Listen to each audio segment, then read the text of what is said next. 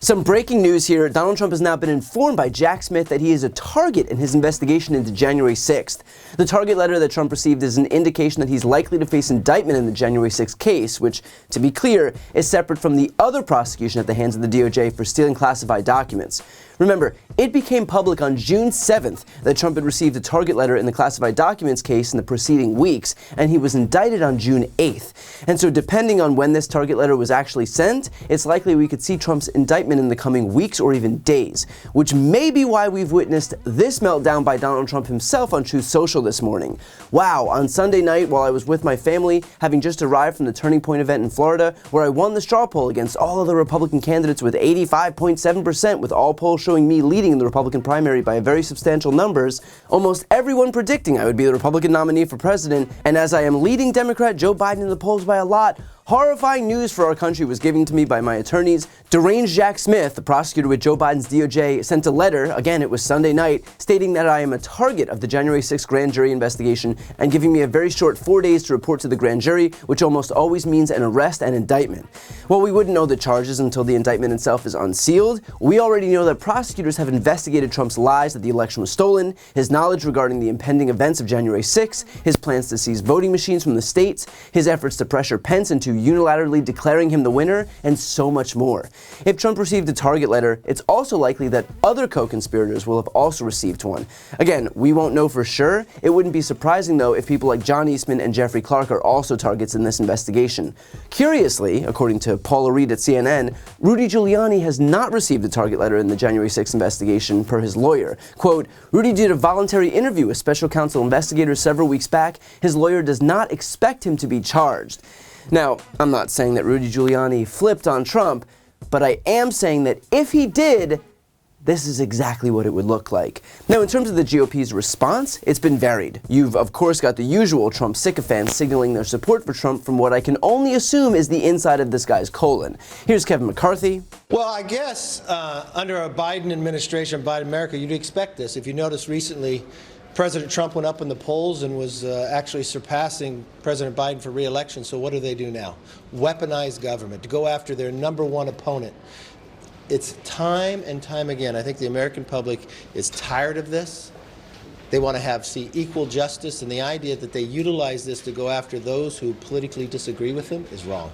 And here's Marjorie Taylor Greene. Former President Trump says he received a letter from Jack Smith saying he's a target of a grand jury investigation of January 6th. Do you have a reaction to that? Yeah, it's absolute bullshit. Yeah, that's my reaction. This is the only way that the Democrats have to beat President Trump, is to arrest him, smear him, charge him with ridiculous charges, all in a cover-up of Joe Biden's crimes, Hunter Biden's crimes. It's unbelievable. It's hard to even recognize that this is our country. The American people are going to be furious. And what Jack Smith is doing is the weaponized government. And he's weaponizing the Department of Justice against President Trump in a complete lie about President Trump and January 6th. And is the question that I want to ask Jack Smith, is this the plan? Are they going to arrest President Trump, charge him with phony, fake charges, and then hold him in prison while he is winning the Republican primary, while he's going to win the general election in 2024? Is this where our country is now? Because it's an embarrassment on the world stage. If this is the direction America is going in, we are worse than Russia. We are worse than China. We are worse than some of the most corrupt third world countries, and this needs to end. It's an absolute lie, and every single time President Trump has proven innocent time and time and time again. Even Ron DeSantis, Trump's own top political rival, decided to defend the guy who is currently raking him over the coals on a daily basis. I think what we've seen in this country is an attempt to criminalize politics and to try to criminalize differences. So I don't know what was all about that, but I do know that we look at institutions, unfortunately, like our own FBI and Department of Justice, and we've seen the politicization of those institutions. We've seen them be weaponized against Americans. Pro-life activists can have the SWAT team come at them. Meanwhile, Hunter Biden, he would have been in jail if he were a Republican, and we all know that. So that's, I think, been a frustration to see how that is wielded. So I can't speak about that because I haven't seen it, but I can tell you one of my jobs as president will be to end the weaponization of these agencies, and I will get that job done. We will make it happen. And then on the flip side, you do have a select few people who are willing to criticize him, albeit not without their own political advancement in mind. Here's presidential candidate Nikki Haley. Former President Donald Trump announced that he has been notified as of Sunday night that he says he is the target of an indictment as it relates to January 6th. Your reaction to that, and how does that affect the race? Because you have qualified for the first debate. How does this indictment affect his candidacy? It's going to keep on going. I mean, the rest of this primary election is going to be, in reference to Trump, it's going to be about lawsuits. It's going to be about legal fees. It's going to be about judges.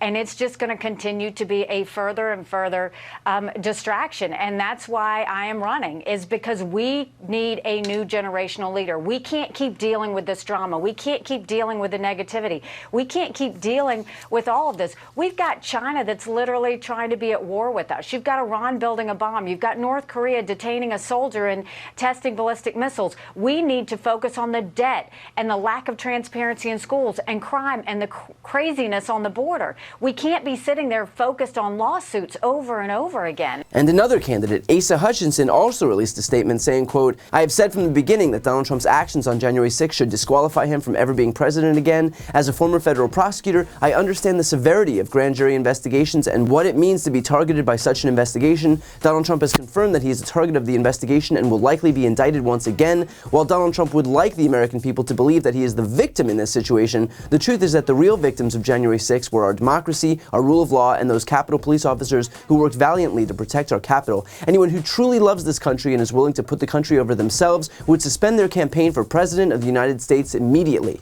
It is disappointing that Donald Trump refuses to do so." But the Haleys and Hutchinsons aside, I'd widely expect most Republicans to show the same stalwart defense of our democracy that they've shown throughout the entirety of Trump's attacks on this country, which is to say, they will dutifully line up to defend him because they are spineless leeches interested only in their own political advancement. Because Party of Lincoln or something. It's almost certain at this point that Trump will enter the 2024 general election having been indicted 4 times, 2 of which we've already seen in the DOJ's classified documents case and the Manhattan DA case, 1 of which we're likely to see in the coming days in this January 6th case, and 1 more of which we're likely to see in the coming weeks in Fulton County, Georgia.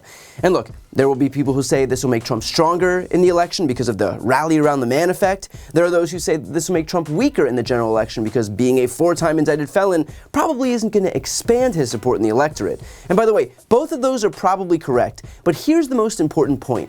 None of that matters. We don't pursue the law in this country based on how popular or unpopular the charging decisions are, or how they're going to impact an election. It was Trump's decision to lie about the election results. It was Trump's decision to use the levers of government to try and stay in office after he'd lost. It was Trump's decision to help incite an insurrection at the U.S. Capitol. That's all that matters here. So we can go around in circles for days talking about the political implications, but frankly, all that matters is that he committed the crimes and he's being held to account for them now. And in a country where justice so rarely gets applied to those who are wealthy or politically connected, this would be a really powerful reminder that the rule of law still matters here. Before you go, I need some help. Please subscribe to this channel and do your part to help grow the progressive media ecosystem. I don't do sponsorships or paid ads, I won't ask for money, but just subscribing to this channel goes a really long way, and it helps get the message out to more people. The subscribe button is right here on this screen. You can also subscribe to my Spanish language channel, which I made to reach those crucial Spanish-speaking voters. That link is on the screen too. And finally, if you want to listen to my audio podcast, you can follow that link as well. Thanks so much for watching.